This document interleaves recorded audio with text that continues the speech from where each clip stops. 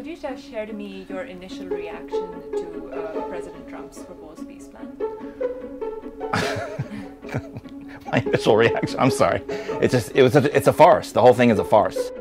Trump's plan for Israel-Palestine has been widely condemned across the Arab world as one-sided, but they're not the only ones who reject it. In the United States, while right-wing Jewish groups have backed the proposal, others on the left have dismissed it. Middle East Eye spoke to 3 young Jewish American activists who oppose the plan to understand their views on the issue. What this peace plan does is gives Israel nearly everything they want and gives Palestinians the promise of potentially getting far less than what they want in the future. So the promise of getting some of what you want is how a negotiation begins. You come to the table and maybe you'll get what you want. Noah is an activist with the Jewish Voice for Peace, an organization advocating for human rights for the Israelis and the Palestinians. He believes that despite mainstream endorsement of the Trump plan, the overall Jewish American sentiment is changing when it comes to Israel-Palestine. Like many communities, our community organizations are led by the 1% of our community, with people who don't speak for Jewish Americans in general. So while some of our community leaders might support this plan, I think most American Jews understand that it doesn't do anything for Palestinian human rights and it doesn't actually bring about a lasting peace in the region. Many organizations in the United States have come out in support of the plan, like the lobbying group AIPAC, the Republican Jewish Coalition, and others. For cartoonist Eli Valley, this is another sign of the growing divide he sees between Israel and American Jews. This apartheid deal, this apartheid promise, annexation promise, is another sign of the deepening divide between Israel and Israel's ideology and American Jews.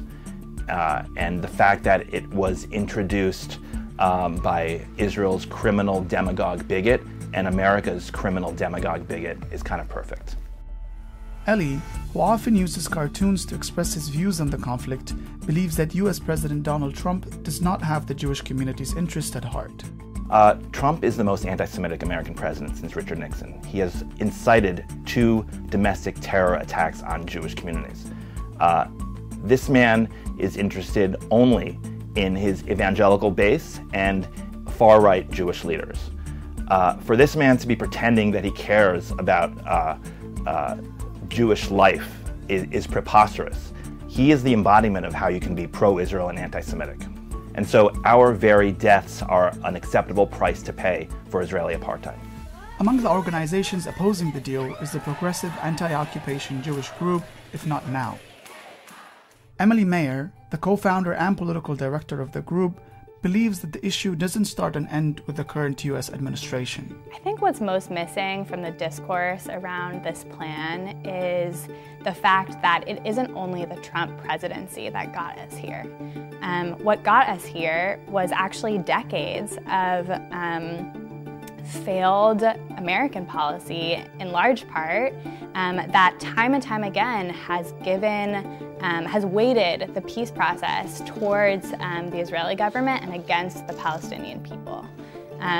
We've seen not only in the Trump era, but in the Obama era, a real holding back and restraint to put real consequences on the table for what has been a decades-long occupation that has robbed Palestinians of basic freedom and equality. But Emily still sees hope in the future, despite the uncertainty of the current moment.